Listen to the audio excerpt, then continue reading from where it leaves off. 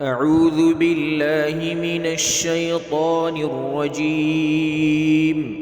بسم الله الرحمن الرحيم. هل أتى على الإنسان حين من الدهر لم يكن شيئا مذكورا إنا خلقنا الإنسان من نطفة أمشاج نبتليه فجعلناه سميعا بصيرا إنا هديناه السبيل إما شاكرا وإما كفورا إنا أعتدنا للكافرين سلاسل وأغلالا وسعيرا إن الأبرار يشربون من كأس كان مزاجها كافورا عينا يشرب بها عباد الله يفجرونها تفجيرا يوفون بالنذر ويخافون يوما كان شره مستطيرا ويطعمون الطعام على حبه مسكينا ويتيما وأسيرا إنما نطعمكم لوجه الله لا نريد منكم جزاء ولا شكورا إنا نخاف من ربنا يوما عبوسا قمطريرا فوقاهم الله شر ذلك اليوم ولقاهم نضرة وسرورا وجزاهم بما صبروا جنة وحريرا متكئين فيها على الأرائك لا يرون فيها شمسا ولا زمهريرا ودانية عليهم ظلالها وذللت قطوفها تذليلا ويطاف عليهم بآنية من فضة وأكواب كانت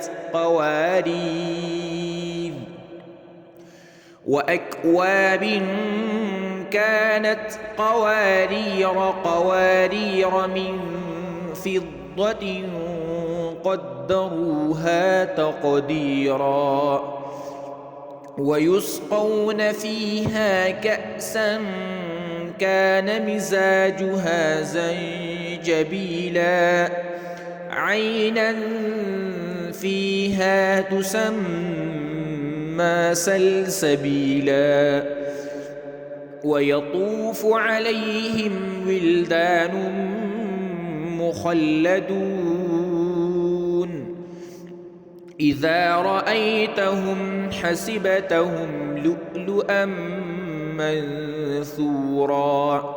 وإذا رأيت ثم رأيت نعيما وملكا كبيرا عاليهم ثياب سندس خضر